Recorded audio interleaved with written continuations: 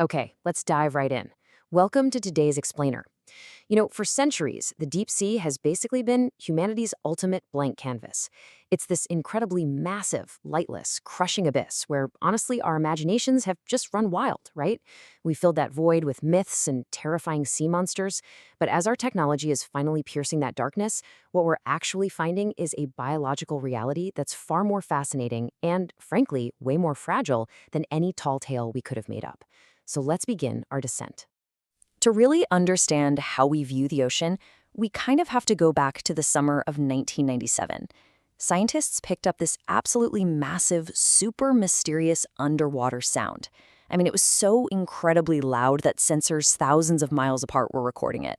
And the internet and pop culture, they instantly made up their minds. This sound, which they dubbed the bloop, just had to be the roar of some giant, undiscovered sea monster lurking down there in the unmapped depths.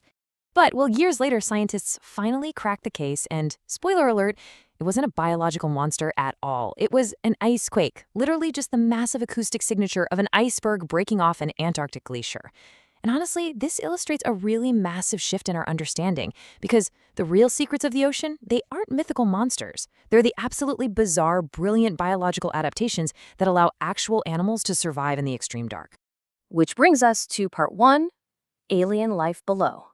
As we sink down into the mid-water zones, we start finding creatures that look, honestly, truly extraterrestrial. Just look at this thing. Discovered in Monterey Bay, researchers actually dubbed it the mystery mollusk. It's so genetically unique that scientists literally had to create an entirely new family name just for it. And unlike other known nudibranch, this guy uses this large, weirdly beautiful gelatinous hood to just capture its prey right out of the water column. And discoveries like this completely shatter our expectations of the deep sea.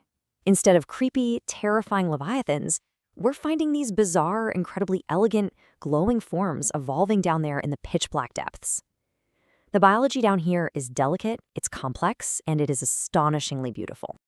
Continuing our plunge, we're crossing the 1,500-meter mark. Now we are solidly in the territory of the frilled shark, and this animal is a literal living fossil. Its evolutionary lineage dates back hundreds of millions of years. It's got this primitive kind of eel-like body, and it uses 300 recurved, needle-like teeth to snatch its prey.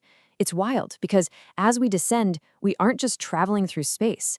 We are literally traveling back in evolutionary time. Okay, let's drop even deeper. 4,000 meters. Just for some context, exploring the underwater canyons off Western Australia at this depth is literally like exploring another planet. And by using some really cool new techniques, researchers are uncovering a staggering amount of unrecorded life. So how are they doing it? They're analyzing environmental DNA. That's basically just traces of genetic material floating around in the seawater. At this depth, scientists identified 226 different species. We're talking deep-diving whales, strange fish, even traces of the legendary giant squid. But here is the crazy part. A huge number of these species don't neatly match anything currently on record.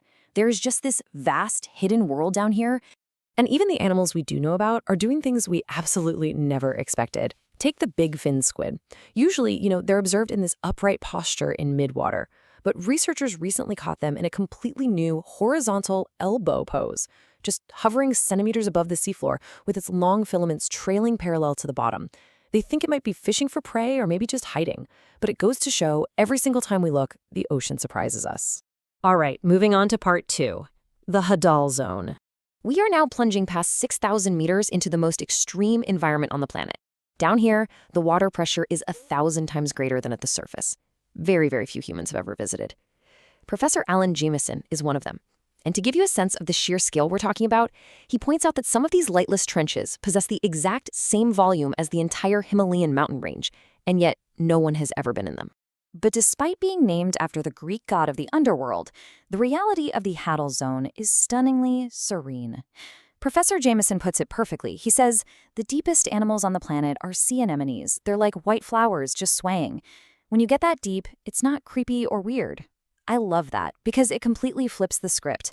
The absolute bottom of our world is deeply, deeply peaceful. Now, you might be wondering, how on earth do they survive being crushed by 1,000 atmospheres of pressure? Well, pure biochemistry. Animals in the Hadal Zone produce a specific chemical called TMO. So instead of using gas bladders, which would instantly collapse down there, TMO physically counteracts the intense pressure from the inside out. It actually protects their spherical cells from imploding. It's just a brilliant biological shield.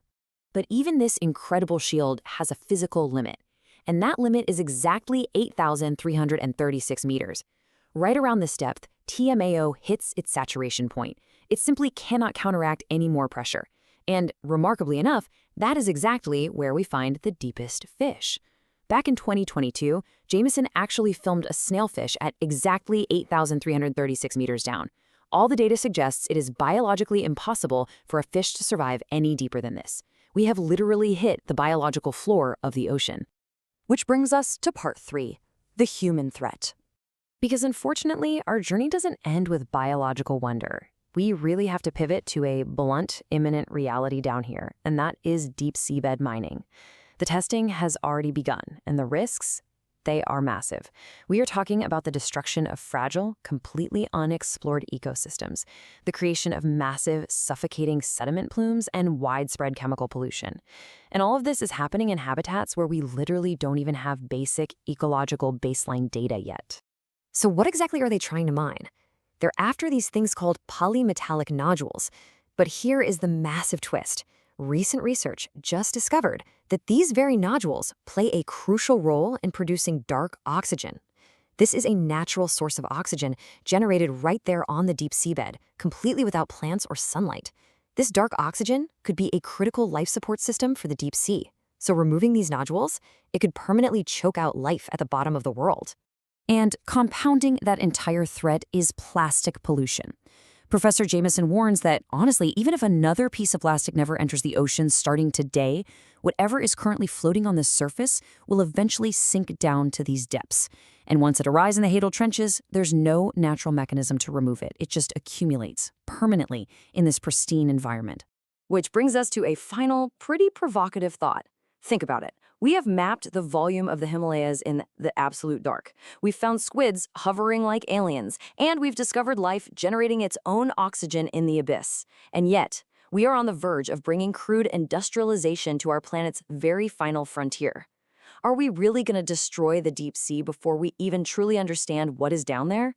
Thank you so much for joining me on this explainer. Keep exploring, and I'll see you next time.